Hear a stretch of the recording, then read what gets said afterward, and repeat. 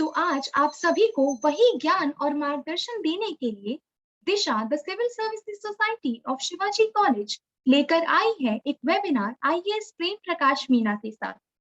A very warm welcome to all the esteemed guests and attendees who gathered here for the webinar being conducted by Disha, the Civil Services Society of Shivaji College. दिशा, जैसा कि नाम से ही पता चलता है, दिशा का उद्देश्य है छात्रों को सही दिशा निर्देशन देना ताकि वे जल्द से जल्द अपने सिविल सर्वेंट बनने के सपने को पूरा कर सके। The thing that holds the utmost importance while appearing for any competitive examination is proper guidance. When we analyzed that many students did not get selected just because they did not get the right guidance at the right time, this paved way for the formation of Disha, a newer society added to the Shivaji family. Here, we guide and counsel the students appearing for the civil service examination, and we share the necessary study material, newspapers, current affairs, and to test the knowledge, regular quizzes are conducted. Moreover, we are also running a successful YouTube channel. At Disha, we provide a platform where aspirants join us to make their journey a tad more enjoyable and a lot more easier. Introducing you all to the council members, we have Mr. Umesh Meena as our president, Mr. Mayank Yadav as our vice president, Ms. Urvashi Gupta as our secretary, Mr. Sachin Meena as our treasurer, and Ms. Apurva as our joint secretary. हमारे आज के webinar में हमारे साथ जुड़े हैं IAS Prem Prakash Meena, जो कि हमारे गेस्ट स्पीकर हैं, हमारे कॉलेज के प्रिंसिपल डॉक्टर शिव कुमार सहदेव और हमारे सोसाइटी के committee members. Our principal Dr. Shiv Kumar Sehdev. It is under his able guidance that Disha is flourishing. ये हमारे लिए हमारी प्रेरणा के स्रोत हैं। समय समय पर बच्चों से बात करना और उनसे अच्छे संबंध स्थापित करना इनकी खासियत है। Guys, due to some unforeseen circumstances, Principal Sir could not join us, but he has sent his best wishes for the webinar. तो इसी के साथ हम अपने कार्यक्रम की शुरुआत करते हैं। Now, I request our convener, Dr. Darshan Pandey Sir, to welcome our speaker, IAS Prempal Sharma.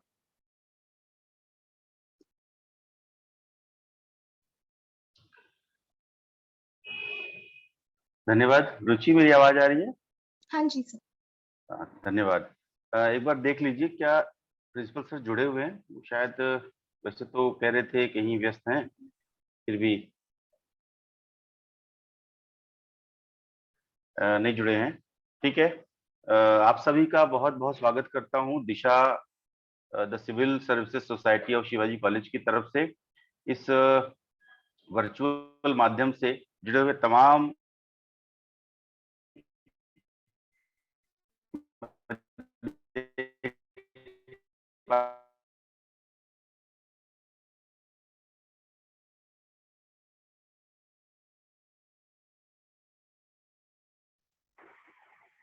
जुड़ रहे हैं, तो उन सबका स्वागत करता हूं। जितने भी इसमें पार्टिसिपेंट्स और शिक्षक और भी जो अधिकांश संख्या विद्यार्थियों की है, उन सबका स्वागत करता हूं। और विशेष स्वागत करता हूं आज के हमारे जो अतिथि हैं, हमारे गेस्ट हैं, जो वक्ता हैं, जो एक बहुत ही महत्वपूर्ण विषय पर आप सबको संबोधित करेंगे, आपका मार्गदर्शन करेंगे। How to choose right optional subject for UPSC civil services examination. तो राइट सब्जेक्ट क्या हो सकता है, क्योंकि कई बार होता है, आज हमारा एनुअल डे भी था, तो वहाँ भी एक आईएएस महोदय आई हुई थी। उन्होंने कहा था हम हार्ड वर्क तो करते हैं, पर हमें स्मार्ट वर्क कैसे करना है, इसके बारे में भी बताया था। तो हम राइट सब्जेक्ट कैसे चुने, इस पर हमारा मार्गदर्शन करेंगे सर। तो मैं आदरणीय श्री प्रेम प्रकाश मीणा जी का बहुत बहुत स्वागत करता हूं सर, पूरे कॉलेज की तरफ से, प्राचार्य की तरफ से, और अपनी इस दिशा जो हमारी सोसाइटी है इसकी तरफ से।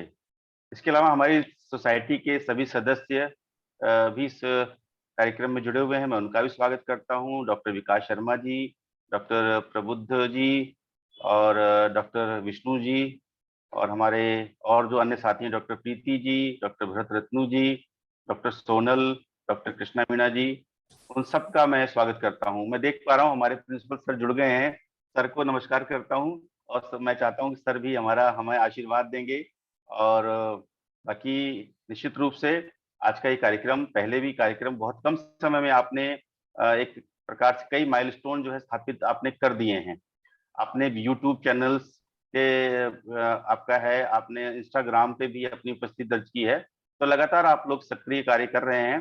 तो मैं आप सबको शुभकामनाएं देता हूं, आपको साधुवाद देता हूं और अपने प्राचार्य सर से आग्रह करता हूं कि सर हमें आशीर्वाद देकर हमारा मार्गदर्शन करें। Thank you, Darshan ji.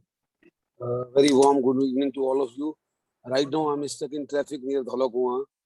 So I'm trying to reach college.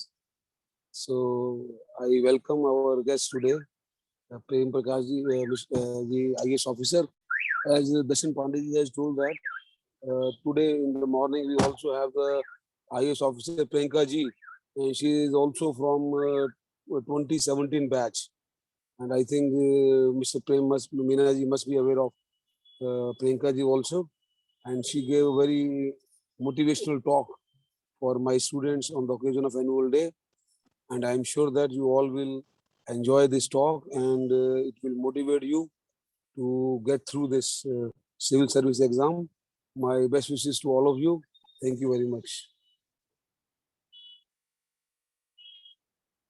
आपका बहुत बहुत धन्यवाद सर। कार्यक्रम को आगे बढ़ाते हुए मैं हमारे आज के guest speaker IAS Prem Prakash Meena sir से आग्रह करूंगी कि वे आए और हमारा मार्गदर्शन करें, परंतु उससे पहले आप सभी को इनके बारे में कुछ बताना चाहूंगी। He had attained a commendable achievement in the Civil Services Examination 2017, securing 102nd rank that ensures the post of IAS. His journey from the corporate world to making career in the coveted Indian Administrative Services is inspiring for all the professionally qualified youngsters who dream to be a part of the bureaucracy. The optional subject he picked up was anthropology, and it was this keen play of the optional subject that marked its contribution to finish it in style. Sir, it's an absolute honor to have you here, and I'm sure everyone is as excited as me to learn about your journey. Moreover, we would love to hear from you on the topic how to choose correct optional subject in UPSC CSE, as this is one such dilemma that almost every aspirant faces.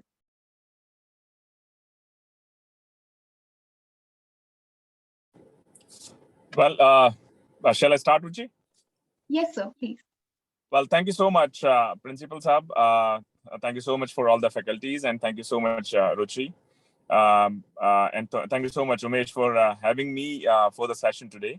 And I was having a discussion with Umesh as how would we like this session to be, I mean, in Hindi or English. And I think the basic commitment we have had was we'll keep it bilingual. So I'll basically try and speak some of it in English, and wherever people are more comfortable Hindi, I'll try and basically speak in Hindi. And then we'll pick up some questions based on, things or doubts you might have in your mind. So, and also I'd like to apologize upfront because right now I am in transit time traveling from one place to back to my workplace. So there might be a little bit of issue of lighting and all that, but please bear with that. So I'll just get started. I think the topic we have at hand today is what optional subjects to choose, or what optional subject to choose for UPSC. कौन सा optional subject हम चुने अपनी UPSC की तैयारी के लिए? तो इसका सबसे पहले मैं आंसर देना चाहूंगा, उसके बाद कुछ जनरल डिस्कशन हो सकता है यूपीएससी की प्रिपरेशन के बारे में, और उसके बाद फिर then we can get started with questions you might have in your mind. Does that work for everybody? Yes, sir. Yeah, cool. Okay, so my name is Prem Prakash Meena, 2018 batch IAS. My first posting was in a district called Basti, which is near Gorakhpur. The second posting was in Hathras. And right now I'm currently posted in a place called Chandauli, which is quite close to Banaras, as additional collector or joint magistrate, as we are called. So so far as it has been very enriching experience, because the nature of the job is such that it gives you immense opportunity to explore various different fields, be it education, be it health, be it transportation, be it basically land revenue, be it magistracy, be it law and order, etc., etc., etc. So that is what I am. And before I joined IAS, I worked abroad for almost 10 years in corporate sector. And I have had the privilege, by God's grace, to work with some of the biggest multinationals like Shell International, Schlumberger, and British Petroleum. So that is a little bit about myself. Now coming to the question of the day कि optional कैसे चुने. So optional चुनने का my experience has been when I left my corporate job in 2014 and we moved back to India in 2015 and I was to appear for my first attempt. This question also struck me कि कौन सा optional चुना जाए, कौन सा subject लिया जाए, क्या क्राइटेरिया होना चाहिए, किसमें स्ट्राइक रेट अच्छा है. मैं आपको इसका एक सिंगल पॉइंट आंसर देना बहुत मुश्किल है, लेकिन मैं कुछ ब्रॉड आपको गाइडलाइंस इस बारे में देना चाहूंगा कि कौन कौन सा क्राइटेरिया बेसिकली आप देख सकते हैं, चूज कर सकते हैं, जो आपको हेल्प कर सकते हैं अपना ऑप्शनल सब्जेक्ट चूज करने में. सबसे पहले मुझे लगता है कि ऑप्शनल सब्जेक्ट चूज करने से पहले जो भी सब्जेक्ट आप चूज करें, it should be of interest to you. मतलब आपको मजा आना चाहिए पढ़ने में. The reason I am saying that is क्योंकि ये जो यूपीएससी का गेम है, आईएएस का गेम है, कई बार हो सकता है आपको इसमें मल्टीपल अटेम्प्ट्स लग जाए. भगवान ना करे उसकी जरूरत पड़े, but this is what it is, right. So मान लीजिए आपको 2 अटेम्प्ट्स, 3 अटेम्प्ट्स, 4 अटेम्प्ट्स, 5 अटेम्प्ट्स लगे. आपने ऑप्शनल सब्जेक्ट जल्दबाजी में या पिछले साल का क्या ट्रैक रिकॉर्ड रहा उसको देखकर ऐसा चूज कर लिया जो आपको लगा कि कर लेंगे, एक बार ही तो देना है. And then you eventually realise कि एक्चुअली मान लीजिए नहीं होता है आपका फर्स्ट अटेम्प्ट में या सेकंड अटेम्प्ट में या थर्ड अटेम्प्ट में, और अगर वो सब्जेक्ट आपके लिए इंटरेस्टिंग नहीं है तो you can not take it beyond a certain point. आपको पढ़ने में मजा नहीं आएगा. अब आप एक बार पढ़ेंगे अपना मन मार के, ठीक है पढ़ लेंगे, लेकिन दूसरी बार भी पढ़ लेंगे, तीसरी चौथी बार आप नहीं पढ़ पाएंगे, because that is not something which you feel passionate about. तो हो सकता है किसी को एंथ्रोपोलॉजी इंटरेस्टिंग लग जाए, हो सकता है किसी को सोशियोलॉजी अच्छा लग जाए, हो सकता है किसी को हिस्ट्री अच्छा लग जाए, हिंदी अच्छा लग जाए. सो मुझे लगता है if you basically ask me out कि भाई गिव मी दोस 5 डिफरेंट क्राइटेरिया कि सबसे पहले कौन सा क्राइटेरिया होना चाहिए. सो मेरे हिसाब से सबसे पहला क्राइटेरिया होना चाहिए कि इंटरेस्ट किसमें है आपका. सो सबसे पहले आप स्टार्ट कर सकते हैं. मान लीजिए 10 ऑप्शनल सब्जेक्ट हैं. आपका पॉलिटिकल साइंस आईआर हो सकता है, आपका सोशियोलॉजी हो सकता है, आपका एंथ्रोपोलॉजी हो सकता है, आपका हिस्ट्री हो सकता है, हिंदी हो सकता है, इंग्लिश हो सकता है, इंजीनियरिंग सब्जेक्ट्स हो सकते हैं, एटसेट्रा एटसेट्रा एटसेट्रा. तो सबसे पहले तो आप ये देखें कि ये 3 ऑप्शनल सब्जेक्ट्स ऐसे हैं जो मुझे लगता है कि इनमें मेरा रीजनेबल इंटरेस्ट है.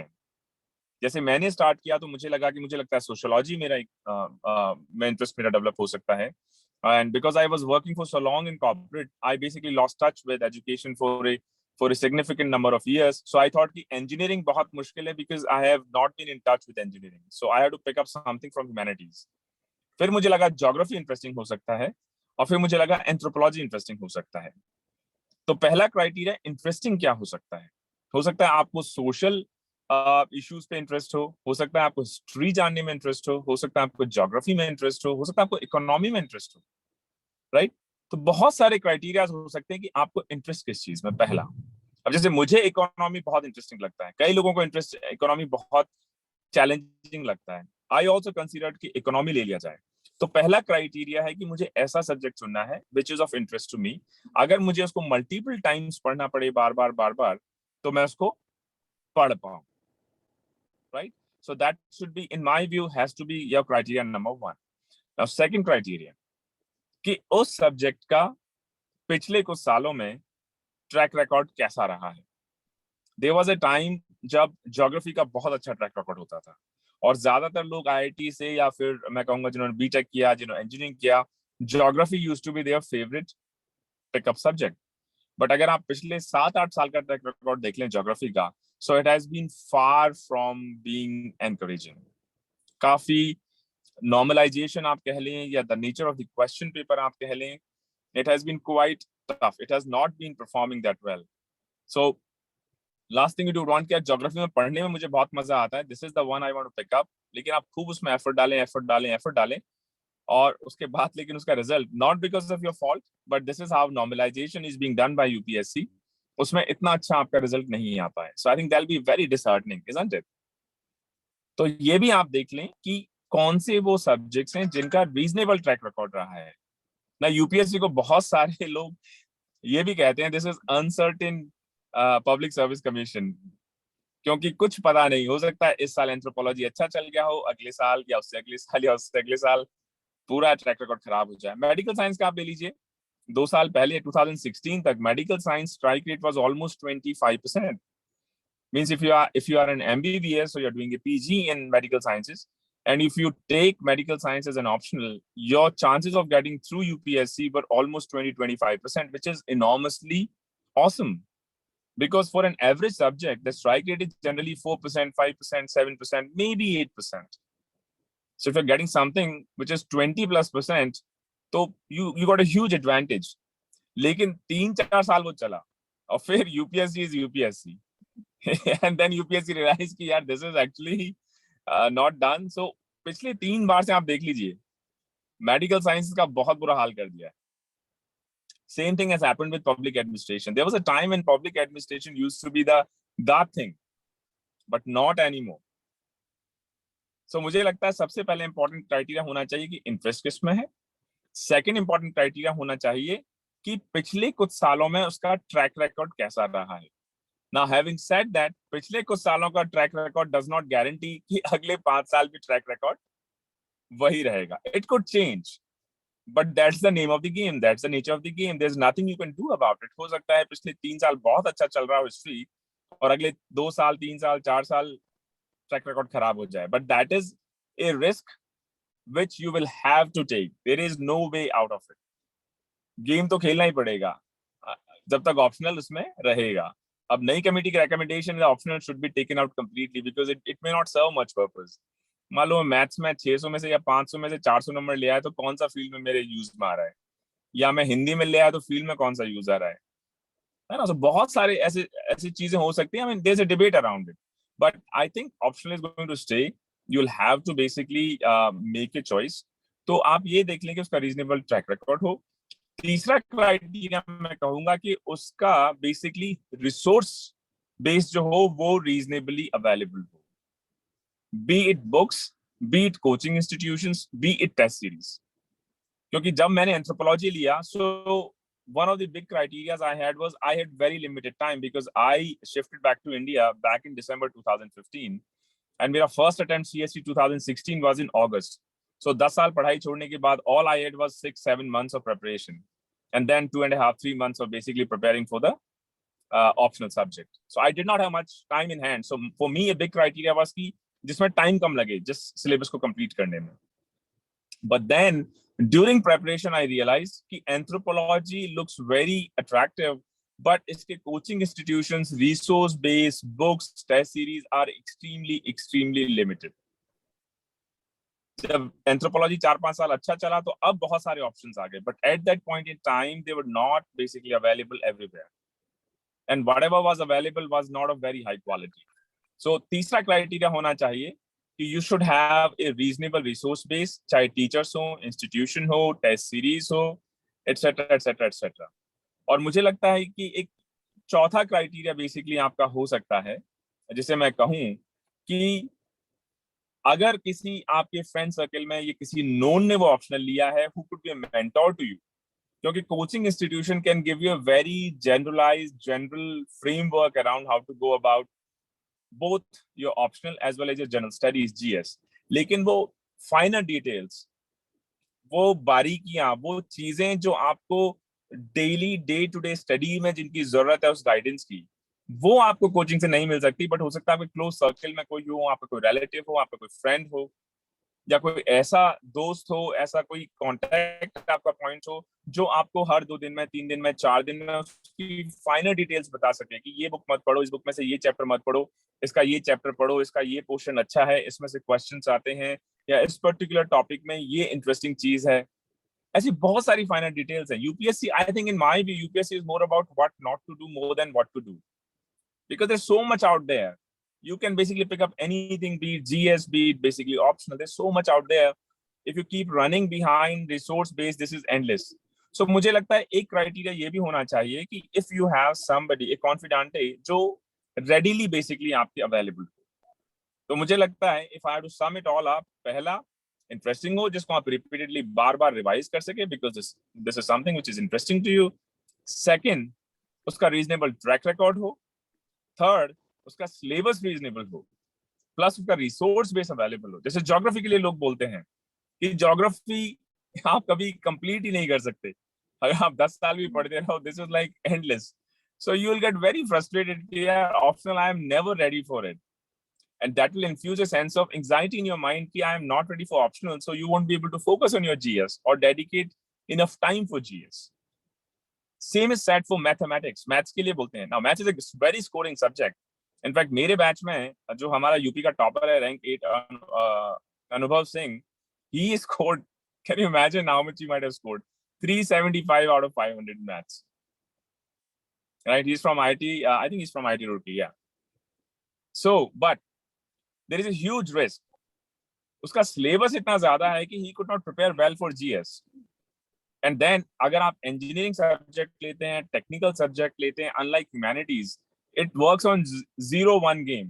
मतलब या तो आपका अगर सही आंसर है, perfect है, तो you'll get very good marks. Otherwise, you might be hammered out completely. Humanities में अगर कुछ लिखा तो कुछ ना कुछ marks तो आ ही जाएंगे. You know, that's how people basically think about these things. तो मुझे लगता है ये 4-5 criteria होने चाहिए. So if you basically ask me कौन से potential अच्छे optionals हो सकते हैं considering today's environment, to me what comes to my mind is anthropology is certainly a good option. पिछले बार का हालांकि result थोड़ा खराब रहा, but that's how life is. Sociology could be a good option, and I think political science could be a good option. A lot of people take up history, a lot of people take up Hindi. है ना, बाकी engineering जिसको लेना हो उनको तो बताने की जरूरत है ही नहीं, because they are very clear कि अगर मुझे mechanical लेना है तो mechanical लेना है, maths लेना है तो maths लेना है. There is no debate on those things. So that is a little monologue I have had around optional किस तरीके से आप choose करें. और optional choose करने से पहले try things out. Don't jump onto it. जैसे मान लीजिए आपने 3 optional select किए अपने लिए कि यार sociology एक optional हो सकता है, एक anthropology optional हो सकता है, एक history और economics मान लीजिए optional हो सकता है. तो तीनों की बुक्स आप एक बार ले आइए जो बेसिक या मोस्ट रेकमेंडेड बुक या रिसोर्स बेस्ड उसका है. Have a go at it, may be 2 weeks each, may be 3 weeks each, और एक बार खुद देखो यार किस टाइप के टॉपिक्स हैं, मतलब इसमें मैं इंटरेस्ट जनरेट कर पाऊंगा. हर सब्जेक्ट में मुझे लगता है कि 25, 30, 40% ऐसा सिलेबस होगा which might not appeal much to you, that might be very dry. जैसे एंथ्रोपोलॉजी में the social part is very interesting, the tribal part is very very interesting. But when it comes to genetics part, now I did not have a biological background, so I struggled with that. और जब भी मेरे को biological उसका part पढ़ना पड़ता था, genetics and all that, I was like, oh my god, क्यों ले लिया? So, लेकिन ज़्यादातर सब्जेक्ट में यही होता है. 40, 50, 60% इंटरेस्टिंग होता है, कुछ पार्ट उसका ड्राई, अनयूजुअल, ऑब्सक्यूर या something which does not connect well with. तो उन पोर्शंस को आप आइडेंटिफाई कर लें and think about it. Is that something I can live with that? Is that something I can live for next 3 years, 4 years, 5 years if requires? उसके बाद test series उसकी देख लो किस टाइप के क्वेश्चंस आते हैं, है ना, पिछले 4-5 साल के क्वेश्चन पेपर निकाल के फटाफट flip through them and let that soak in your mind कि अच्छा ऐसे क्वेश्चंस आते हैं. जैसे एंथ्रोपोलॉजी में ट्राइबल्स पे क्वेश्चंस आते हैं, सोसाइटी पे क्वेश्चंस आते हैं, पुराने ट्रेडिशंस पे क्वेश्चंस आते हैं, फॉसिल्स पे क्वेश्चंस आते हैं, आर्कियोलॉजी पे क्वेश्चंस आते हैं, जेनेटिक्स पे क्वेश्चंस आते हैं. ये 5 ब्रॉड एरियाज हैं. इसमें से 4 इंटरेस्टिंग है, 5वां बड़ा बोरिंग है, बट दैट्स स्टिल गुड. 70% आ गया, मेरा 75% आ गया. Similarly sociology, pen it out in your mind. इस टाइप के क्वेश्चंस आते हैं, रिसोर्स बेस्ड हैं, ये पर्टिकुलर की थीमेटिक एरियाज हैं. Similarly geography, I would say history, I don't have to really explain that. So मुझे लगता है this could be a good way. And test series फिर देखो कि टेस्ट सीरीज किसकी अवेलेबल है. विजन की अवेलेबल है, एंथ्रोपोलॉजी में वैद सर की अवेलेबल है, किसी में हो सकता है वाजीराम की अवेलेबल हो. बहुत सारे इनॉर्मस रिसोर्स बेस ना अलग अलग ऑप्शनल के लिए. So look at that. और फिर ये देखो कि एक्सेसिबिलिटी मेरी क्या है, कि अगर मुझे वो टेस्ट सीरीज करनी है तो मुझे क्या दिल्ली जाना पड़ेगा, इलाहाबाद जाना पड़ेगा, हैदराबाद जाना पड़ेगा. लाइक एंथ्रोपोलॉजी में there used to be very very good teacher, but she used to teach in Hyderabad, which is practically not possible. So now they all started to run online coachings because of COVID and all that, but it was not possible during those days. So also have a thought about, will I be able to access those resources at a reasonable price, at a reasonable cost, in a reasonable time? So ये सारी चीजें kind of like verticals अपने बना लो and have a comparative chart, and then I think a final decision basically lies with you, like everything else in life. तो बहुत सारे लोग बोलते सर आप ज्ञान मत दीजिए, आप मुझे सीधा बता दीजिए मैं ऑप्शनल कौन सा लूं. So there is no one size fits all answer to it. मैं आपको बता दूं, आप हिस्ट्री पढ़िए, हो सकता है आप हिस्ट्री उठाएं. जैसे अभी मेरी एंशिएंट हिस्ट्री की हम लोगों ने एक सीरीज लॉन्च की है यूट्यूब चैनल पे, तो कई लोगों को हो सकता है एंशिएंट हिस्ट्री बहुत बोरिंग लगे, मुझे भी बहुत बोरिंग लगी शुरू में, बट देन इवेंचुअली जब 2-3 रिवीजन किए आर एस शर्मा, उपेंद्र सिंह की, I was like, oh my God, this is what India was. And look at life, 3 years down the line, I have launched a series on ancient history. So, but it may not be of interest to a lot of folks out there. हो सकता है मुझे economics अच्छी लगे, आपको ना लगे, ठीक है. तो ये बहुत सारे लाइक्स एंड डिसलाइक्स हो सकते हैं, बट ब्रॉड मैं कहूंगा थीम्स यही रहनी चाहिए कि इंटरेस्टिंग हो, अच्छा ट्रैक रिकॉर्ड हो, रीजनेबल टाइम में हो, रिसोर्स बेस अवेलेबल हो, और कोई मेरा क्लोज कॉन्टैक्ट ऐसा हो जाए जो मुझे मेरा हाथ पकड़ के मुझे फाइनल डिटेल्स के बारे में उसमें गाइड कर सके. क्योंकि ब्रॉड गाइडलाइन जो कोचिंग वगैरह की होती हैं वो तो मुझे एवरेज गाइडलाइन ही दे पाएंगी, क्योंकि कोचिंग क्लास में पॉसिबल भी नहीं है कि ये लाइन आप यहाँ से पढ़िए, ये पैराग्राफ यहाँ से पढ़िए, इस चैप्टर को छोड़ दीजिए, इसका कवर पेज पढ़िए, इसका कवर पेज मत पढ़िए. वो आपका कोई क्लोज कॉन्फिडेंट होगा वही दे पाएगा. So well, that's pretty much all from me, Ruchi. If there are questions, I'll be very happy to take them on. Thank you very much, sir. That has certainly provided us a very clear path. It's time for the question hour round now. We've collected a bunch of questions from the aspiring civil servants. So here I begin. It is often said that due to a vast syllabus in UPSC, such a subject should be taken as optional, whose syllabus overlaps the most with the main syllabi. However, if we decide to choose an optional like economics or anthropology, would that make the preparation difficult for any aspirant? Well, I wouldn't say so. Honestly, like, see, there are a lot of subjects which also have your overlap with your general studies. For example, if you go for anthropology, the second paper is all about basically society. And a big part of society is helpful for your GS preparation. It is also helpful for your essay. It is also helpful for your interview, right? So it basically helps you both ways. Similarly, economics. So if you go for economics, it's a reasonable syllabus, lot of material out there. To me, economics is probably the most interesting part. It's most dynamic. It's very contemporary. At the same time, it helps me to prepare for the GS3, right? GS3 is nothing really economics. It also helps me with my essay preparation. It also helps me with my interview preparation. So if you basically say, like, you know, if I have to pick this one up, will this hinder my preparation? I am not really very sure about it. Similarly, a lot of things you basically will have to read for your GS anyways. Like tribals आपको पढ़ने पड़ेंगे, या tribes के बारे में पढ़ना पड़ेगा. आपको ज्योग्राफी अगर आप ले रहे हैं तो ज्योग्राफी आपको बेसिक ज्योग्राफी तो वैसे ही पढ़नी पड़ेगी. सिमिलरली अगर आप हिस्ट्री ले रहे हो तो हिस्ट्री आपको जीएस में वैसे ही पढ़नी पड़ेगी. सो हो सकता है may be if you pick up Hindi आपको जीएस के लिए नहीं पढ़नी पड़ेगी. So that could be something की एडिशनल एक हो गया. But otherwise there's always some overlap with your GS. There's always some overlap with your ethics. There's always some overlap with your essay. Okay. Thank you, sir. What sources of current affairs should be preferred for the CSE perspective? That is, how to cover the current affairs in a constructive way for this examination? Well, that's a very good question. I think that is a part with which I also struggle. And as people say, when you go through experience and you learn from your own experience, rather than try and learn from your own experience, learn from other people's experience. क्योंकि खुद वो ठोकर क्यों खाएं जो already लोग खा चुके और उनसे समझ चुके, सीख चुके, राइट? तो initially, when I started to prepare for current affairs, I thought, you know, reading just the newspapers or Vision IAS is enough. But then eventually my realization was we have to develop a fuller picture of the topic. ऐसा नहीं कि topic आया, मैंने facts रट लिए, मुझे याद हो गया ये 4 चीजें हैं, बस that's about it. I think UPSC answer, particularly after 2013, where it has become a lot more analysis basis these days, unless you have fuller picture. कि अगर कोई नई new education policy for example 2020 जिसके ऊपर हम कल एक हमारा वीडियो भी लॉन्च कर रहे हैं, तो यू हैव टू थिंक कि how this education policy is going to connect with health, how will this connect with, let's say, rural infrastructure we have in country, how will this connect with central universities, how will this connect with availability of professors, funding, etc., etc.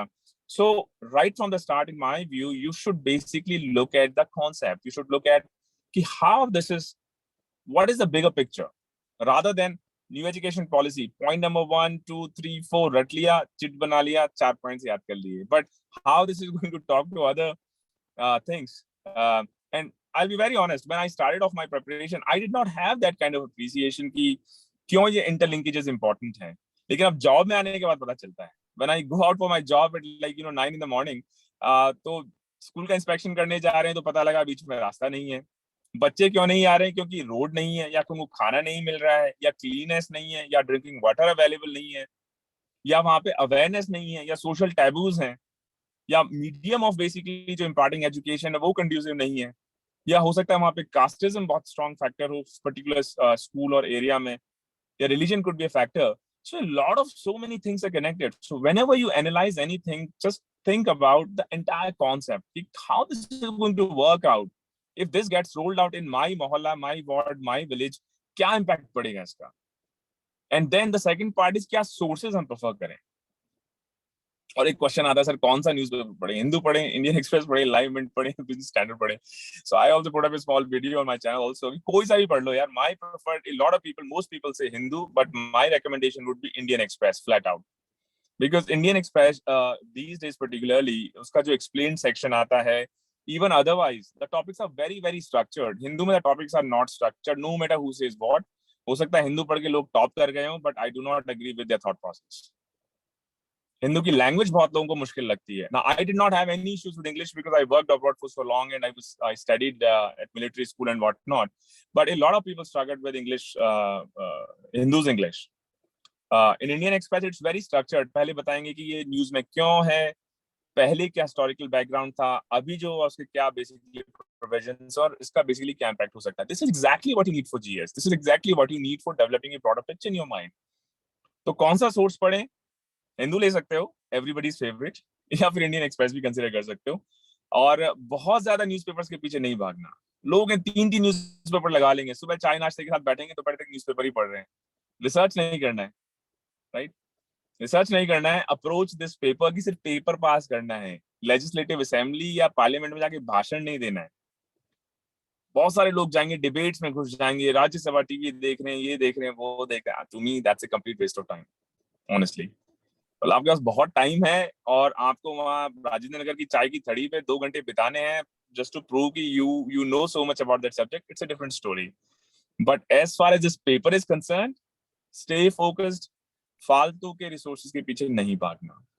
एक monthly booklet आप ले लीजिए किसी भी coaching institution की. It could be vision. I like vision क्योंकि उनका structure I love. हो सकता है आपको इनसाइट्स की अच्छी लग जाए, किसी को दृष्टि की अच्छी लग जाए, हो सकता है किसी को सिविल्स डेली अच्छा लग जाए.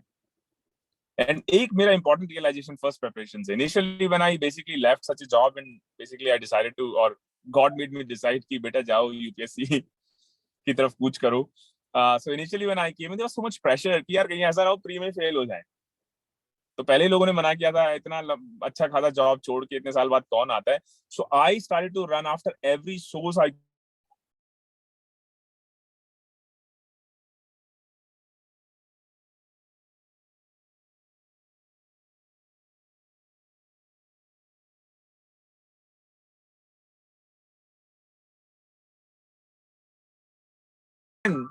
if you truly ask me, क्योंकि if you run after too many, if you are not in a position to collate things, चीजें याद नहीं रहती.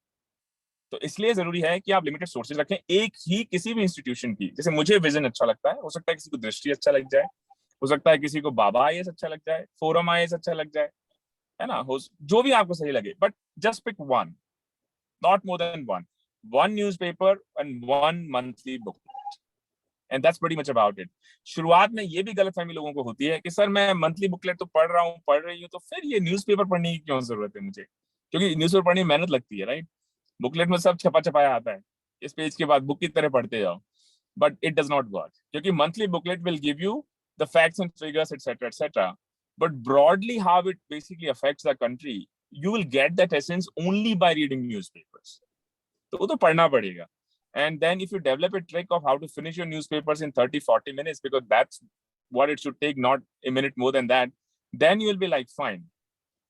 तो मैं हर 4 दिन के बाद मंथली बुकलेट के 3 चैप्टर पढ़ूंगा, न्यूज़पेपर में डेली आधा घंटा पढ़ूंगा, and that will cover your basically current affairs. So what should be prepared first, general studies or optional subject, or both should be prepared together? If you ask me, I have a video on that on how to prepare for pre in 90 days. And thankfully, I managed to score pretty decent in both the pre-examinations. And then, of course, first attempt. So the long and short of your answer is prepare both together. Prepare both together. Last ke 3 mahine, you should be fully dedicated to your pre, which is, of course, your GS. लेकिन ये जो strategy बहुत लोग भी मैंने देखी है, and I've seen a lot of people failing. In fact, जब मैं भी वापस छोड़ के आया तो a lot of people advised me against trying for IAS because you have been out of touch. और people also say कि यार इतनी बढ़िया जॉब है, विदेश में रह रहे हो, IAS वाइस बन के कहाँ गाँव में क्या करोगे? मैंने कोई बात नहीं, चलो देखी जाए धूल मिट्टी, whatever. And I had a lot of friends who were from IIT, and my younger brother is still preparing for UPSC. He also had his batchmates who are preparing for 3 attempts, 4 attempts, 5 attempts. So when I joined in, everybody said कि अरे time लग जाता है और एक बार में तो syllabus समझ में नहीं आता है. Don't fall into that trap. ऐसा भी मैंने लोगों को देखा कि 15 दिन लक्ष्मीकांत पढ़ा, पूरा लक्ष्मीकांत, सुबह शाम दोपहर लक्ष्मीकांत खा रहे हैं, पी रहे हैं, नहा रहे हैं, सो रहे हैं लक्ष्मीकांत, फिर उसको रख दिया. फिर अगले 10 दिन पूरा इकोनॉमिक्स, पूरा their entire life is all about economics. उसके बाद उसको रख दिया. फिर optional. As far as I am concerned, to me, I don't think it really works at any stage in life, be it UPSC preparation or otherwise. क्योंकि I don't think human mind is designed that way कि आपने पहली बात एक subject को आप पूरे दिन कैसे पढ़ सकते हो यार, you'll get so bored with it. एक ही टाइप का कंटेंट, एक ही टाइप की थीम. तो मुझे लगता है you should prepare basically everything together. My schedule was, because I found anthropology quite tough in the sense it was very difficult to retain. If it's a normal social sciences thing, then you can, because you are aware of the social issues, so immediately याद हो जाता है. Anthropology मुझे याद नहीं रहता. तो उठते ही सुबह 3 घंटे anthropology पढ़ना, फिर एक सब्जेक्ट पढ़ना, फिर दूसरा सब्जेक्ट पढ़ना, फिर लास्ट में सोते वक्त करंट अफेयर्स की बुकलेट पढ़ना और फिर आराम से 8 घंटे सो जाना. एंड देन नेक्स्ट डे सुबह फिर एंथ्रोपोलॉजी पढ़ना, लेकिन एक डिफरेंट जीएस सब्जेक्ट पढ़ना, एक डिफरेंट जीएस सब्जेक्ट पढ़ना, और रात में फिर करंट अफेयर्स के डिफरेंट चैप्टर्स पढ़ना, फिर सो जाना. फिर नेक्स्ट डे फिर एंथ्रोपोलॉजी पढ़ना, बट एंथ्रोपोलॉजी में तो 5 अलग अलग है ना, जेनेटिक्स है, इधर सोशल है, इधर ये है, आर्कियोलॉजी है, anthropology but different parts of. And then एक अलग जीएस सब्जेक्ट पढ़ना. हो सकता है आपने पहले दिन इकोनॉमी और ज्योग्राफी पढ़ी हो, अगले दिन आप हिस्ट्री और एनवायरमेंटल साइंस ले लें, उसके बाद आप पॉलिटी ले लें, some other subject. So keep them in a churn, ताकि आप 3 दिन बाद फिर वो सब्जेक्ट उठाएं. तो आप नॉर्मली जब भी अगला चैप्टर खोलते हैं, हमेशा 5 मिनट 10 मिनट आप सोचते हैं, अच्छा पिछला चैप्टर क्या पढ़ा था मैंने, ओ ये थे, फट से देख लेता हूँ, है ना. तो वो क्विक रिवीजन हो जाता है. अब आप सोचो 15 दिन में आपने पूरी लक्ष्मीकांत छाप दी, ठीक है, रख दी. उसके बाद आपको 2 महीने बाद फिर उठाओगे, बोलोगे हैं ये क्या था, ओह ये भी था. This will all be gone. So my advice, people might have different styles, people might have different advices, is let it go in a cyclic process, है ना. और अगर किसी को और डिटेल में समझना है तो मेरा प्री का वीडियो देख लोगे तो I think I try to explain. I found it very helpful. I find it in doing my job very helpful because multitasking is the name of the game. So if you work in, जैसे हम engineering वाले लोग कहते हैं कि you work in series, you work in parallel. So you're working in series. Those people struggle during studies, in my experience, except maybe a few. Those people also struggle big time when it comes to doing your real job. क्योंकि उनको क्या होता है कि एक काम कर रहे हैं, जब तक खत्म नहीं होगा दूसरा काम पैरेलल मांगे, like oh my god, how do I handle this now? But your job is, particularly of an IAS, there will be like 20 different things going, all of them together. And some of them reprioritize, prioritize, इसको पीछे खींचना है, इसको आगे बढ़ाना है, इस पे फोकस करना है, नहीं करना है, इसमें झाड़ना है, इसमें कुछ काटना है. This is what you do all day, every day, 24/7, 365. So the earlier you tune your mind around multitasking, the better it will be when it comes to preparing for UPSC and also doing your actual job once you get selected. Thank you, sir. How important is the plan B for the preparation for UPSC? Very important, very very important. And I must tell this because लोग जैसे बोलते हैं ना, हिंदी में कहावत है कि लोग उगते हुए सूरज को सलाम करते हैं. तो 10 लाख 12 लाख लोग अपीयर हो रहे हैं, जिसमें से 700 800 1000 लोगों का लास्ट में नाम आता है. बाकी उन 10 लाख 11 लाख लोगों का क्या होता है किसी को नहीं पता. They just vanish quietly. Oh IAS बन गए, चलो माला पहन रहे हैं, इधर फेलिसिटेशन हो रहा है, वहां फेलिसिटेशन हो रहा है, लेकिन जो नहीं बन पाए, look at their lives, it's very tough and this is a game which is basically extremely high stake, extremely high stake in the sense कि अगर आपने 2 साल 3 साल मैं अगर आप एग्जिट कर गए तो ठीक है, लेकिन आपने 4 साल 5 साल 6 साल इसमें इन्वेस्ट कर दिया तो आप कहीं के नहीं रह जाओगे, क्योंकि पढ़ाई से कॉलेज से आपका टच बहुत छूट चुका होगा. You would have basically gained a kind of knowledge and experience which actually is not wanted in the market, in the job market per se. तो आपको दुनियादारी के बारे में बहुत पता है कि हमारा संविधान क्या कहता है, अर्थव्यवस्था कैसे चलनी चाहिए, बट कोई कंपनी वाला जो आपको जॉब देगा बोलेगा ये सब ज्ञान अपने घर पे रख के I don't need this, and then you struggle, क्योंकि आप एक्सपेक्टेशंस बहुत हाई हो गए because you wanted to be at the top of the bureaucratic hierarchy, but नहीं हुआ. जिनका हो जाता है ऐसा नहीं कि बहुत ज्यादा स्मार्ट होते हैं, और जिनका नहीं होता है वो बिल्कुल भी ऐसा नहीं कि वो कम स्मार्ट होते हैं. तुक्के वाला एग्जाम है, पता नहीं किस अटेम्प्ट में आपके स्टार्स अलाइन हो जाएं, जिसमें आपका प्री भी फिट बैठ जाए, जिसमें आपका ऑप्शनल भी फिट बैठ जाए, जिसमें आपका इंटरव्यू फिट बैठ जाए और हो जाए. हो सकता है उसको आप अगले साल दिलाओ तो उसका प्री भी ना हो. It does happen to so many people out there. So coming back to the question, is plan B important? Extremely important. You must have a very good plan B, क्योंकि you should basically hope for the best but be prepared for the worst. कई बार लोग होते हैं सोचते हैं कि यार घुस जाते हैं, ठीक है देखते हैं, तैयारी करके तो देखते हैं, ऐसे ही ऐसे 3-4 साल निकल जाते हैं and they are like oh my god this is not for me, but what do I do now? बहुत कम ऑप्शंस बच जाते हैं, तो बहुत सारे फिर कोचिंग इंस्टीट्यूशन में पढ़ाना शुरू कर देते हैं, ट्यूशंस लेना शुरू कर देते हैं, स्टार्टअप्स में. those are not exactly the options you would want for yourself. So मुझे लगता है शुरुआत से you must have a plan B, if your luck basically allows you to do that. Like I had a plan B, मतलब मेरे पास तो attempt भी नहीं थे because of the age and everything else. So I was very clear when I basically jumped onto it. I was very clear कि मेरा नहीं होगा, और जब नहीं होगा तो फिर मैं ये करूंगा, मैं नहीं होगा तो फिर मैं MBA करूंगा, MBA करूंगा फिर मुझे 2 साल उसमें लगेंगे, and I have to restart my career all over again after working with corporate for so long. तो आपका plan B होना चाहिए कि मैं seriously 3 अटेम्प्ट्स दूंगा, 4 अटेम्प्ट्स दूंगा, उसके बाद अगर मेरा हो जाता है ग्रेट, नहीं होता है तो I'll then start to basically steer towards my plan B before it gets too late. So that is my advice. Thank you, sir. Does an optional subject have the impact in an interview in the CSE examination? Well, it does have some, but if you ask me, I mean, does it have a lot of impact? I don't think so, because a lot of what is being asked in your interview is more on current affairs. Yes, there might be a question or two around your optional subject, but I don't think it has a major impact. No. Okay. What points should one focus upon if he or she is going to take the graduation subject as the optional in UPSC? As nowadays, due to online classes, we haven't studied well or worked hard upon the graduation subject. देखो, एक चीज मैं बहुत अच्छे से बता दूं, graduation की महारत I don't think it has much to do with your UPSC preparation. हो सकता है ग्रेजुएशन आप गोल्ड मेडलिस्ट हो, may be Tina Dabi is an exception, but other than that हो सकता है कि आप बहुत बड़े 30 मार्क का ग्रेजुएशन में. Is that a guarantee that you'll be performing well in your UPSC exam? I don't think so. It's a very different kind of exam. आप ग्रेजुएशन में मान लीजिए आपने हिस्ट्री भी ले लिया. I have seen so many people की graduation history से की, लेकिन जब यूपीएससी की हिस्ट्री में देंगे तो they don't fetch marks, because UPSC requires a very different kind of approach. हो सकता है कि आपके जब आप प्रिपरेशन कर रहे हो तो आपकी ग्रेजुएशन में 3-4 क्वेश्चन आते हो जिसमें आपको 10-10 पन्ने भर के आने होते हो. That is may be the graduation might be, but UPSC को वो सब ज्ञान नहीं चाहिए.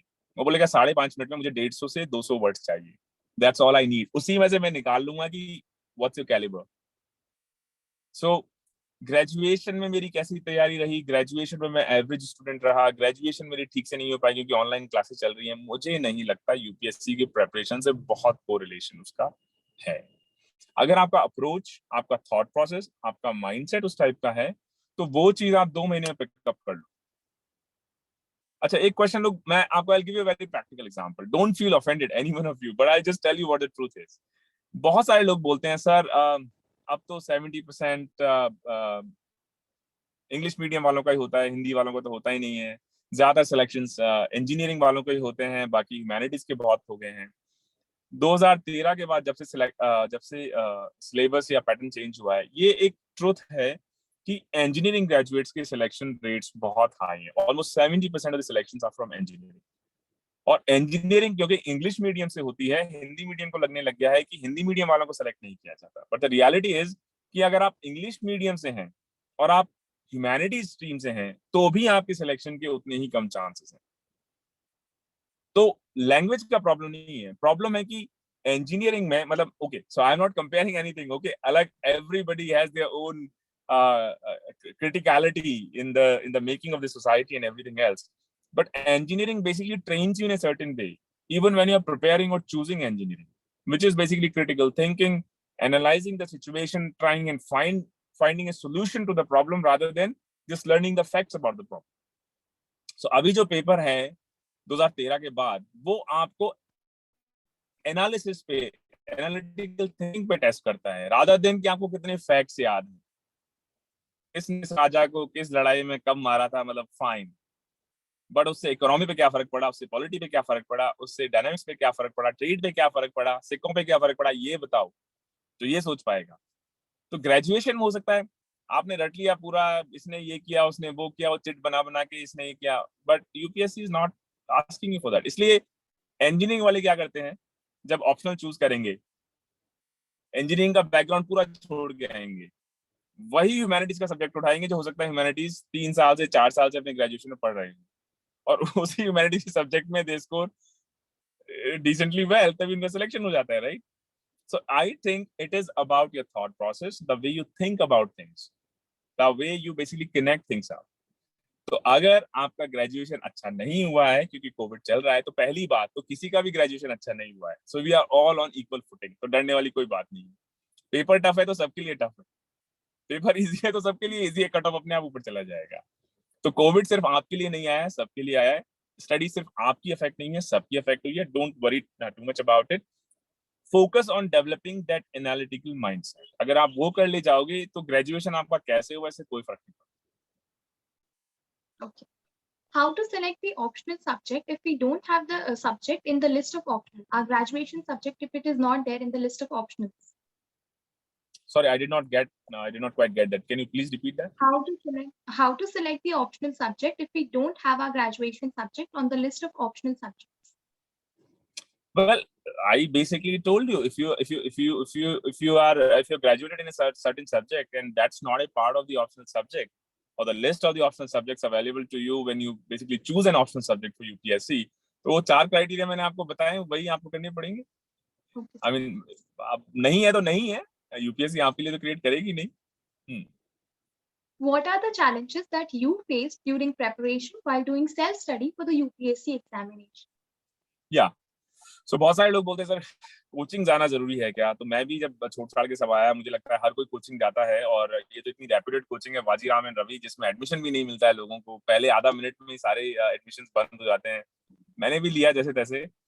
Within a month I realized that coachings are nothing but a big scam in India, particularly when it comes to UPSC. They don't teach you anything truly, so it's all about self studies. तो self study में मुझे शुरू में struggle यही लगा। पहली बात तो डिसीजन लेना ही अपने आप में बड़ा बड़ा क्रिटिकल था कि self study is the way to go, because almost everybody will advise you against it कि अरे अपने आप को बड़ा 30 मार्क का समझ रहा है, तुझे पता है कलेक्टर कैसे बनते हैं, और सब लोग कोचिंग करते हैं, बिना उसे कैसे समझेगा, ये रूटीन नहीं बनेगा, कॉन्सेप्ट्स क्लियर नहीं होंगे। So there so much peer pressure out there, you are like oh my god, बिना कोचिंग के तो मेरा खाना भी हजम नहीं होगा, कोचिंग जाना जरूरी है, I need coaching. You are like that's like my vitamin tablets, बिना कोचिंग के तो my day is not complete. So first difficult task is to get out of that mindset. Coaching कुछ नहीं करवाती है, टाइम वेस्ट करवाती है। मेरे बहुत सारे भाषण भी हैं इस बात पे, कोचिंग 5-6 घंटे आपका दिन का वेस्ट करवाएंगे 15 मिनट की बकवास सुनाने के लिए। वो आप रूम में बैठ के ऐसे चला के 15 मिनट में भी याद कर लोगे वो सारा। पिक्चर देख के उसके बाद भी 3 घंटे आपके पास फ्री बच जाएंगे जो कोचिंग आपको वहां पढ़ाएगी। 1-2 सब्जेक्ट्स के हो सकता है जो टफ हो, जो आपको समझने में मुश्किल आ रही हो, तो उनके लिए आप कोचिंग चूज कर सकते हैं।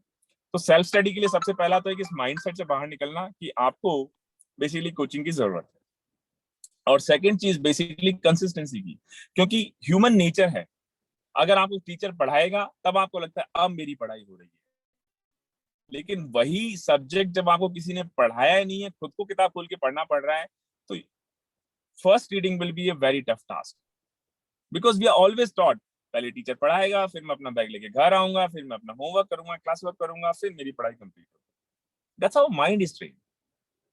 टीचर जब तक नहीं पढ़ाएगा मैं कैसे पढ़ पाऊंगा? अरे तो कवर ही नहीं हुआ कोचिंग में, gate out of it. Coaching में पढ़ाए ना पढ़ाए ऐसा क्या है यूपीएससी में? इट्स वेरी जनरल, इसलिए तो जनरल स्टडीज बोला जाता है, मतलब it's nothing but basics of life. तो ऐसा क्या पढ़ा देगा वो मास्टर? और इतना ही 30 मार्क का होता तो खुद का सिलेक्शन नहीं हो गया होता उसका? तो क्यों मैं उसके पास टाइम वेस्ट करने जाऊं? और आजकल तो I mean there so much material out there electronically, मतलब यूट्यूब पे सब कुछ तो है ही।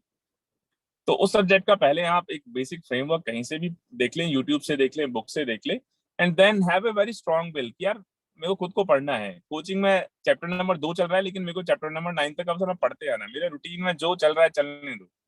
पहली रीडिंग में, दूसरी रीडिंग में मुझे ही पता है कुछ समझ में नहीं आता है, ना कुछ याद रहता है, तो I am not going to get bogged down with it, I will just carry on with my routine. पहली बार पढ़ा, oh my god, ancient history R S Sharma पूरी पढ़ ली, सतीश चंद्रा पढ़ ली, कुछ याद ही नहीं है सर। कोई बात नहीं, नॉर्मल है, दोबारा पढ़ो, तिबारा पढ़ो, चौथी बार जब पढ़ने लगोगे then you are like oh now I started to. पांचवी, छठी, सातवीं बार याद हो जाएगी, सिंपल। सो कंसिस्टेंसी, माइंडसेट, ये दो बड़े चैलेंजेस हैं self study. Thank you very much, sir. With this, we come to the end of the question hour. Now, I welcome Dr. Vikas Sharma to extend a vote of thanks on the behalf of the college. धन्यवाद रुचि। रुचि, मेरी आवाज आ रही है? हाँ जी sir. जी, धन्यवाद रुचि। आप सभी को मेरा नमस्कार। शिवाजी कॉलेज की दिशा आईएएस सोसाइटी की तरफ से जो आज कार्यक्रम रखा गया, उसका जो विषय था how to choose your optional subject for your civil services exam, और इसके लिए जो मुख्य वक्ता थे वो थे श्री प्रेम प्रकाश मीना जी। और श्री प्रेम प्रकाश मीना जी ने बड़ी ही सारगर्भित रूप से यह बताया कि आपको अपने ऑप्शनल सब्जेक्ट कैसे चूज करने हैं, और पॉइंटों में उनको समझाने की कोशिश भी करी। जैसे सर ने बताया कि सबसे पहले आपको पता करना चाहिए कि आपका इंटरेस्ट किस चीज़ में है, पहले नंबर पे इंटरेस्ट, और दूसरे पे उसका लास्ट ट्रैक रिकॉर्ड, यानी पिछले कुछ सालों में वो जो बच्चे सेलेक्ट हो रहे हैं तो वो जो सब्जेक्ट आप चूज कर रहे हो उसकी परसेंटेज क्या रही है। सर ने बड़ी ही आसान भाषा में उसको कहा कि उसका जो स्ट्राइक रेट क्या है, और पिछले कुछ उदाहरण भी बताए कि वो जो स्ट्राइक रेट है पहले उस सब्जेक्ट का इतना था, मतलब मेडिकल का 20% तक भी गया, अदरवाइज वो जनरली 5, 10, 8 मतलब 10-12% तक ही रहता है। तो आपको ये भी देखना है कि आपका सब्जेक्ट का इंटरेस्ट तो है, पर उसकी स्ट्राइक रेट क्या है। पता चल रहा है कि वहाँ उसका सिलेक्शन 1 या 2 लोगों का ही सिलेक्शन हो रहा है, आपने ऐसा सब्जेक्ट चूज कर लिया, तो आपको उसको भी अपने ध्यान में रखना है। फिर सर ने बताया कि उसका जो सिलेबस है वो कितना है, क्योंकि सिलेबस भी बहुत कुछ मायने रखता है। जैसे कुछ सब्जेक्ट्स हैं वो एंडलेस हैं, जैसे सर ने कहा मैथमेटिक्स है, आपका ज्योग्राफी है, वो सब्जेक्ट आपने बहुत पहले से पढ़े हैं, आपकी मास्टरी है, तब तो वो सब्जेक्ट ले सकते हैं। अदरवाइज आपको ये देखना होगा कि उसका जो सिलेबस है वो कितना है, उसका मटेरियल है, नोट्स हैं वो उपलब्ध हैं या नहीं है। और फिर आपने देखना है कि आपके पास अगर कोई मेंटोर मिल जाता है, जैसे आपका कोई फ्रेंड हो, रिलेटिव हो, कोई नोन टू हो आपका, और जिसने पहले यूपीएससी क्रैक किया हो, तो आपके पास ये बेनिफिट रहेगा कि आप उसके साथ मिलके और आप बहुत कुछ उसकी तैयारी कर सकते हैं। इसके साथ साथ सर ने बताया कि अगर सब्जेक्ट अगर चूज करने हैं तो वो जो सब्जेक्ट आप चूज कर रहे हो वो ग्रेजुएशन में पढ़े हैं या ग्रेजुएशन में नहीं पढ़े हैं, तो वो कोई मैटर नहीं करता है। जैसे रुचि ने अपने जो सवाल पूछे, उन सवालों के माध्यम से सर ने अपने एक प्रकार से वक्तव्य को आगे बढ़ाया, और प्रेम प्रकाश जी ने बड़ी ही स्मार्टली उनका जवाब दिया, बिना किसी लाग लपेट के, बिना किसी भूमिका के, और सीधे सीधे उन प्रश्नों का बेबाकी से उत्तर दिया। तो मैं पूरे दिशा सोसाइटी की तरफ से श्री प्रेम प्रकाश जी का तहे दिल से उनका एक तो स्वागत करता हूं, और उन्होंने इतने कम समय में और इतने स्मार्टली एक प्रकार से हमारे बच्चों का ज्ञानवर्धन किया, और उनके जो रुचि के प्रश्नों का जवाब दिया, और उससे हमारे जो विद्यार्थी हैं, जो यहाँ पार्टिसिपेंट्स हैं, उनको काफ़ी कुछ ये समझने का मौका मिला होगा कि हम अपने सब्जेक्ट कैसे चूज करें। इसके आगे भी उन्होंने बताया कि सब्जेक्ट चूज करने के बाद जो तैयारी करनी है वो तैयारी किस प्रकार से करनी है। जो कुछ मिथ्स होते हैं वो मिथ्स उनको हटा देने चाहिए कि बिना कोचिंग के आपका सिलेक्शन ही नहीं हो सकता। और सर ने जो एक बात बहुत बेबाकी से बोली है उसको मैं भी मानता हूँ कि 99% जो आप कह सकते हो कि दुकानें खुली हुई हैं, एक प्रकार का ये स्कैम है और बहुत बड़ा बिजनेस है इसमें।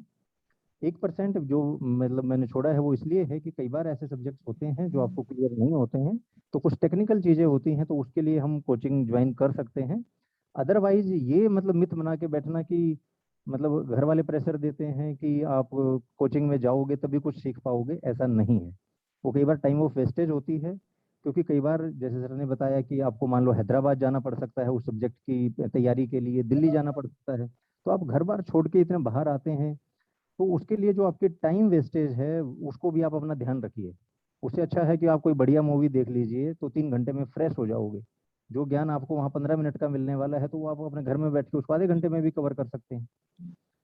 तो एक बार फिर से मैं सर का तहे दिल से धन्यवाद देता हूँ और उम्मीद करता हूँ कि दिशा सोसाइटी जब भी उन्हें आगे फिर कभी बुलाती है तो वो हमें फिर से समय देंगे। और मैं सर को शुभकामनाएं देता हूँ अपने आने वाले जो उनका जीवन है, भगवान करे कि वो बहुत तरक्की करें और देश को आगे बढ़ाने में उनका जो भी योगदान हो सकता है वो योगदान वो अपना कर सकें, जिससे हमारा देश आगे बढ़े।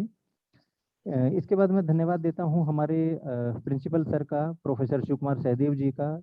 उनके मार्गदर्शन में सारी जो सोसाइटी हैं वो सोसाइटी आगे बढ़ रही हैं। दिशा जो ऑफिशियल सोसाइटी है IAS कोचिंग के लिए, सर आज भी मैं देख रहा था कि वो ट्रैवल कर रहे थे, ट्रैवल करते समय भी वो जुड़े और उनके जो आशीर्वचन थे वो हमें मिले। उसके बाद मैं कन्वीनर प्रोफेसर दर्शन पांडे जी का धन्यवाद देता हूँ, जिनके मार्गदर्शन में दिशा जो सोसाइटी है वो बहुत आगे बढ़ रही है और एक छोटे से समय में ही उसने बहुत सुंदर प्रोग्राम करवाए हैं। और आज जो कार्यक्रम इतना सफल रहा उसके पीछे भी श्री दर्शन पांडे जी का योगदान रहा है और मैं उनका बहुत बहुत शुक्रगुजार हूँ कि उनकी लीडरशिप में ये शिवाजी कॉलेज की जो दिशा सोसाइटी है वो बहुत आगे बढ़ रही है। दिशा सोसाइटी के जो सारे टीचर्स मेंबर हैं मैं उनका भी धन्यवाद देता हूँ कि वो भी इस प्रोग्राम में जुड़े हैं। पूरी दिशा सोसाइटी के जो स्टूडेंट जो ग्रुप है उसमें प्रेसिडेंट उमेश मीणा जी हैं और बाकी सभी जो लोग हैं वो भी इसके साथ जुड़े हुए हैं और उन्होंने इतने कम समय में इतने सुंदर कार्यक्रम का आयोजन किया। आप सभी का बहुत बहुत धन्यवाद। और इसके अलावा जो पार्टिसिपेंट्स जुड़े हुए हैं, मैं देख रहा था एक बार तो लगभग 250 के करीब पार्टिसिपेंट्स जुड़े हुए थे और बड़ी ही तल्लीनता से मतलब सर को वो सुन रहे हैं। तो मैं उन सभी का भी बहुत बहुत धन्यवाद देता हूं कि क्योंकि बिना पार्टिसिपेंट्स के ये प्रोग्राम संभव नहीं है। अगर हम सारे कार्यक्रम करवा रहे हैं और उसमें स्पीकर भी है और जो आयोजक हैं सिर्फ वही लोग हैं, तो कार्यक्रम की सार्थकता का पता चलेगा कि वो मतलब कार्यक्रम सफल है या नहीं है, तो पार्टिसिपेंट से ही पता चलता है। तो आप लोगों का भी बहुत बहुत धन्यवाद। मैं एक बार सभी लोगों का बहुत बहुत धन्यवाद करता हूं और आप सभी को शुभकामनाएं देता हूं। धन्यवाद। जय Hind. Coming back to you, Prem sir, since we are coming to an end of the webinar, if there is something that you need to add, you may please do that. Well, I would like to extend my sincere heartfelt gratitude to the entire Disha Society और sir का बहुत बहुत धन्यवाद। उन्होंने इतने अच्छे शब्दों में सभी चीजों को पुरोया और आप सभी का बहुत बहुत धन्यवाद कि आपने मौका दिया इस कॉन्वर्सेशन के लिए। और सभी एस्पिरेंट्स को I convey all the very best. कभी भी किसी चीज में आपको लगता है कि I can be of any help, drop me a note, I will be more than happy to, जो भी मेरी तरफ से पॉसिबल हो पाएगा, considering my job and everything else, मैं पूरी कोशिश करूंगा कि मैं जो भी अपनी तरफ से सपोर्ट आपको प्रोवाइड कर सकूं, पूरी सपोर्ट प्रोवाइड करूंगा। और ऐसे ही दिशा सोसाइटी और आगे बढ़ती रहे और बहुत सारे एक्सपीरियंस स्टूडेंट्स का भला होता रहे, अच्छा होता रहे। Thank you. Thank you. बहुत बहुत धन्यवाद सर, बहुत बहुत धन्यवाद। बहुत ही रोचक, ज्ञानवर्धक और इंटरेक्टिव सेशन रहा। सर मैं अगले महीने आ रहा हूँ आपके पड़ोस में ही, आपसे संभवतः भेंट हो जाए। बनारस आना है। बिल्कुल आइए, बहुत बहुत स्वागत है। जी। मौसम भी अच्छा है, बारिश भी हो रही है, बिल्कुल आइए। This is the best time to come. जी श्योर सर, श्योर, आपसे बात करके सर कर लेंगे। Thank you very much sir, thank you all of you. Thank you, sir. Guys, we've posted a feedback form in the chat box. You're requested to please fill that up. It was a pleasure having you all here. You may please leave the meeting now. Thank you so much.